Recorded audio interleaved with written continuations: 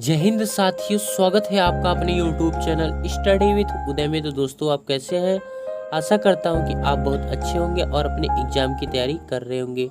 दोस्तों, आज इस वीडियो में हम बहुत ही महत्वपूर्ण प्रश्नों का अध्ययन करने वाले हैं, जो कि दोस्तों परीक्षा की दृष्टि से काफ़ी इम्पोर्टेंट है, परीक्षा के पॉइंट ऑफ व्यू से काफ़ी इम्पोर्टेंट है और परीक्षा में पूछे जाते हैं। दोस्तों, इस वीडियो में हम प्रश्नों की जो श्रृंखला है वह बहुविकल्पी के माध्यम से है, जिसमें हम आंसर जानने के बाद प्रश्न का डिटेल से अध्ययन करेंगे। दोस्तों, पहला क्वेश्चन है कि श्रीरंगपट्टनम में ट्री ऑफ लिबर्टी, जिसे कि स्वतंत्रता का पेड़ कहा जाता है, दोस्तों ट्री ऑफ लिबर्टी का पौधारोपण किसने किया? तो दोस्तों, श्रीरंगपट्टनम में ट्री ऑफ लिबर्टी का जो पौधारोपण किया था वह किया था टीपू सुल्तान ने। किसने किया था दोस्तों? टीपू सुल्तान ने किया था। दोस्तों, टीपू सुल्तान ने जैकोबिन क्लब की सदस्यता ग्रहण करके श्रीरंगपट्टनम में ट्री ऑफ लिबर्टी का पौधारोपण किया। जैकोबिन क्लब की स्थापना 1974 में फ्रांसीसियो द्वारा की गई थी। दोस्तों, दूसरा क्वेश्चन देखते हैं कि महात्मा गांधी की दांडी मार्च के साथ किस जन आंदोलन की शुरुआत हुई? दोस्तों, महात्मा गांधी के दांडी मार्च के साथ किस जन आंदोलन की शुरुआत हुई थी? ऑप्शन में दोस्तों खिलाफत आंदोलन, असहयोग आंदोलन, सविनय अवज्ञा आंदोलन और भारत छोड़ो आंदोलन। दोस्तों, इसका राइट आंसर है सविनय अवज्ञा आंदोलन, जो कि दोस्तों दांडी मार्च के साथ में चलाया जाने वाला आंदोलन था।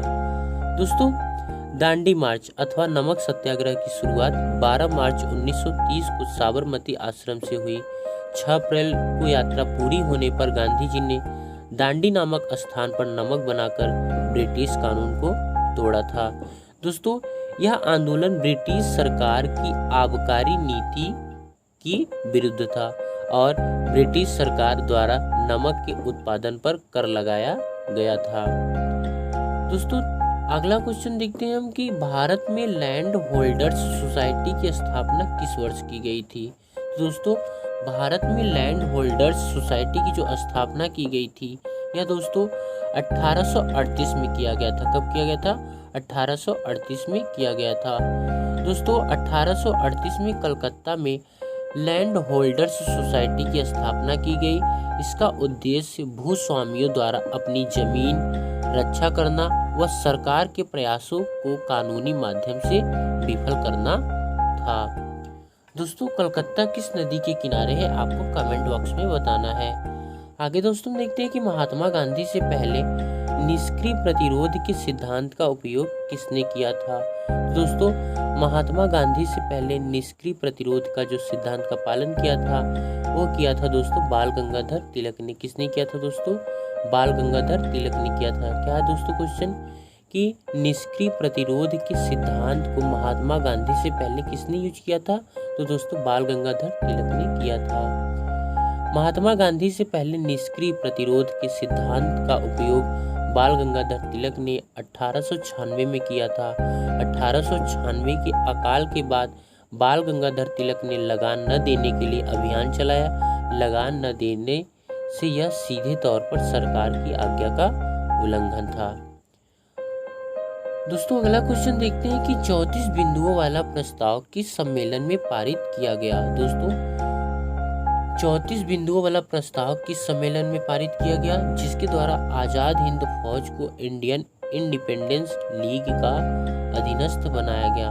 तो दोस्तों, यह था सम्मेलन बैंकॉक सम्मेलन। कौन था दोस्तों? बैंकॉक सम्मेलन था। दोस्तों, थाईलैंड की राजधानी जो है वह है बैंकॉक। दोस्तों, इसके बारे में विस्तार से अध्ययन करते हैं कि बैंकॉक सम्मेलन जो हुआ था 15 जून 1942 को आयोजित किया गया था। इस सम्मेलन में भारत की आज़ादी के लिए जापान के सहयोग तथा इंडियन इंडिपेंडेंस लीग की भूमिका पर विचार विमर्श किया गया था। आगे दोस्तों देखते हैं कि स्वतंत्रता से पहले के काल में एक समिति द्वारा पेशकश की सिफारिशों का अवलोकन कीजिए।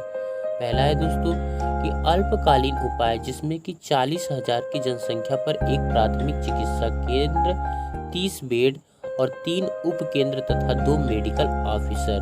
और दूसरा क्या है दोस्तों, जो दीर्घकालीन प्रोग्राम था तो इसमें प्रति 10,000 से 20,000 जनसंख्या के लिए 75 बिस्तर मतलब दोस्तों 75 बेड्स तथा प्राथमिक अस्पताल, द्वितीय स्वास्थ्य इकाइयों में 650 बेड और क्षेत्रीय स्वास्थ्य इकाइयों में 2500 बेड। तो दोस्तों इस समिति ने भारत में स्वास्थ्य सुधारों का आगाज किया था। इस समिति का नाम क्या था? तो दोस्तों यह था आपका समिति जो था भोर समिति था। कौन सा दोस्तों? भोर समिति था। दोस्तों भोर समिति का गठन भारत सरकार द्वारा 1943 में किया गया था। इस समिति ने सर जोसेफ विलियम भोर की अध्यक्षता में किया था और इस समिति ने भारत में स्वास्थ्य सुधारों के लिए सर्वेक्षण किए और 1946 में अपनी रिपोर्ट पेश की थी। दोस्तों हम देखते हैं अगला क्वेश्चन कि आज़ादी के समय कांग्रेस के अध्यक्ष कौन थे? तो दोस्तों आज़ादी के समय जो कांग्रेस के अध्यक्ष थे वो थे जेबी कृपलानी। कौन थे दोस्तों? जेबी कृपलानी थे। दोस्तों जीवत राम भगवान दास कृपलानी कांग्रेस के 58वें अध्यक्ष थे। उन्हें कांग्रेस के मेरठ अधिवेशन में अध्यक्ष चुना गया था। कृपलानी गांधीवादी विचारधारा के समर्थक थे। लंकाशायर के पक्ष में कपास शुल्क करने का अन्यायपूर्ण कृत्य आज से पहले कभी नहीं किया गया था। क्या है दोस्तों? लंकाशायर के पक्ष में कपास शुल्क करने का अन्यायपूर्ण कृत्य आज से पहले कभी नहीं किया गया था। कपास टैरिफ व शुल्क एक्ट 1894 के संदर्भ में उपरोक्त कथन किसने कहा था? तो दोस्तों ये कहे थे आपके बाल गंगाधर तिलक जी ने। दोस्तों कपास टैरिफ शुल्क एक्ट 1894 टू 1896 के द्वारा इंग्लैंड के लंकाशायर में स्थित उद्योगों के पक्ष में कई प्रावधान किए गए थे। इसके लिए कपास आयात शुल्क कम करके 3% किया गया, जबकि भारतीय मिल में बने कपड़ों पर 3% अतिरिक्त शुल्क लगाया गया। यह एक्ट 1 दिसंबर 1925 को समाप्त हुआ था। दोस्तों आगे का क्वेश्चन देखते हैं कि निम्नलिखित में से बिहार का गांधी किसे कहा जाता है? तो दोस्तों ऑप्शन में राजेंद्र प्रसाद, बाबू कुंवर सिंह, जयप्रकाश नारायण और शीलभद्र यागी। दोस्तों इसका राइट आंसर है राजेंद्र प्रसाद। दोस्तों बिहार का गांधी राजेंद्र प्रसाद जी को कहा जाता है। दोस्तों डॉक्टर राजेंद्र प्रसाद भारत के पहले राष्ट्रपति थे। उनका जन्म 3 दिसंबर 1884 को हुआ था। स्वतंत्रता आंदोलन के दौरान उन्होंने कांग्रेस ज्वाइन की। वे महात्मा गांधी के अनुयायी थे। दोस्तों 1867 में हिंदी की दूसरी आधिकारिक भाषा बनाने की मांग की गई थी, जिस कारण हिंदी उर्दू विवाद उत्पन्न हुआ था। इस परिवर्तन का मुखर विरोधी कौन था? तो दोस्तों 1867 में हिंदी को दूसरी आधिकारिक भाषा बनाने की मांग की गई थी और जिस कारण क्या हुआ था हिंदी और उर्दू विवाद में विवाद उत्पन्न हो गया था। तो इसका जो मुखर विरोधी था वो कौन था? तो दोस्तों ऑप्शन में है सैयद अहमद खां, सैयद महमूद, मोहसिन उल मलिक और मौलाना हाली। तो दोस्तों इसका राइट आंसर है सैयद अहमद खां। दोस्तों 1867 में ब्रिटिश सरकार ने संयुक्त प्रांत के हिंदू समुदाय की मांग को स्वीकार किया था। हिंदू समुदाय के लोग ने हिंदी को दूसरी आधिकारिक भाषा बनाने की मांग की थी। दोस्तों हम देखते हैं अगला क्वेश्चन कि इंदिरा मुजीब संधि की समय अवधि कब समाप्त हुई? दोस्तों यह समाप्त हुई थी 1997। दोस्तों इंदिरा मुजीब संधि जो हुई थी इसकी समाप्ति कब हुआ था? तो दोस्तों यह 1997 में हुआ था।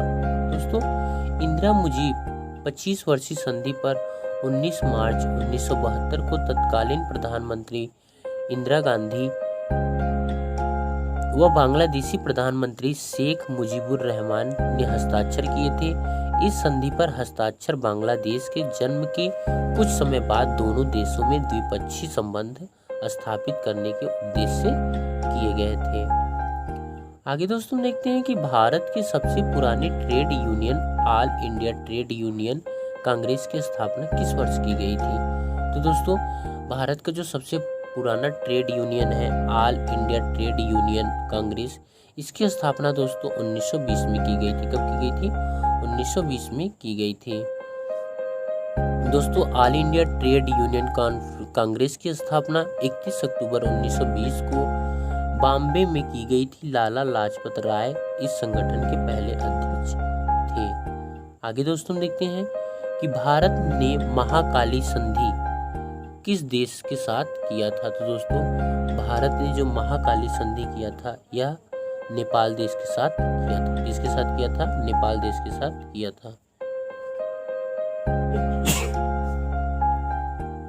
दोस्तों महाकाली संधि पर भारत और नेपाल ने फरवरी 1996 में हस्ताक्षर किए थे। यह संधि महाकाली नदी के जल बंटवारे से संबंधित थी। दोस्तों हम अगला क्वेश्चन देखते हैं कि निम्नलिखित में से किसे उत्तराखंड का जवाहर कहा गया। तो दोस्तों उत्तराखंड का जवाहर जो कहा गया वह जगमोहन सिंह नेगी को कहा गया। किसे कहा गया दोस्तों? जगमोहन सिंह नेगी को। दोस्तों जगमोहन सिंह नेगी उत्तराखंड के प्रसिद्ध स्वतंत्रता सेनानी थे। वे गढ़वाल क्षेत्र से संबंधित थे।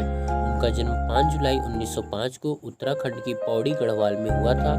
उन्होंने 1925 में युवाओं के आंदोलन का नेतृत्व किया और चुनाव का बहिष्कार किया। दोस्तों बंगाल के नवाब सिराजुद्दौला ने कलकत्ता की ब्रिटिश फैक्ट्री पर कब आक्रमण किया था।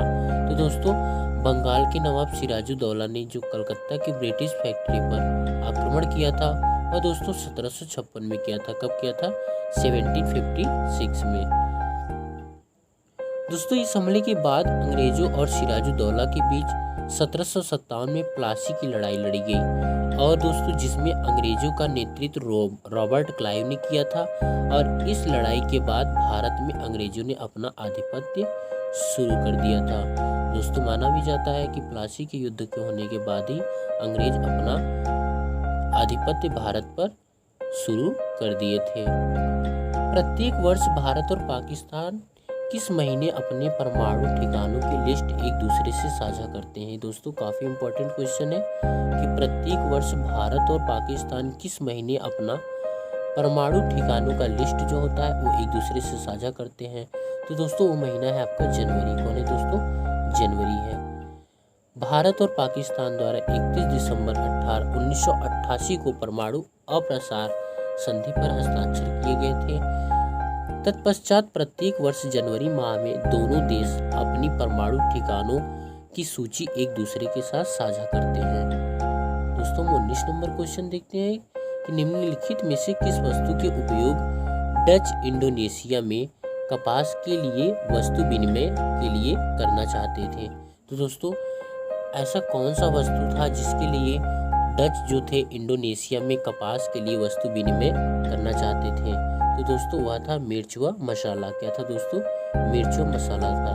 दोस्तों इंडोनेशिया के जकार्ता शहर में स्थित Jakarta history museum Dutch east India company का मुख्यालय था और बाद में वहां पर डच सरकार की स्थापना हुई थी।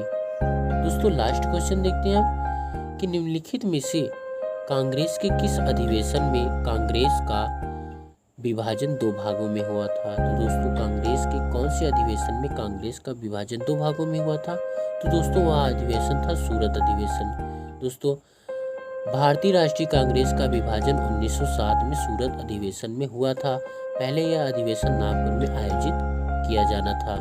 दोस्तों वीडियो कैसा लगा कमेंट बॉक्स में जरूर बताइएगा। दोस्तों यदि वीडियो अच्छा लगा हो तो चैनल को सब्सक्राइब करिए, वीडियो को ज़्यादा से ज़्यादा शेयर करिए, लाइक करिए, कमेंट करके जरूर बताइए।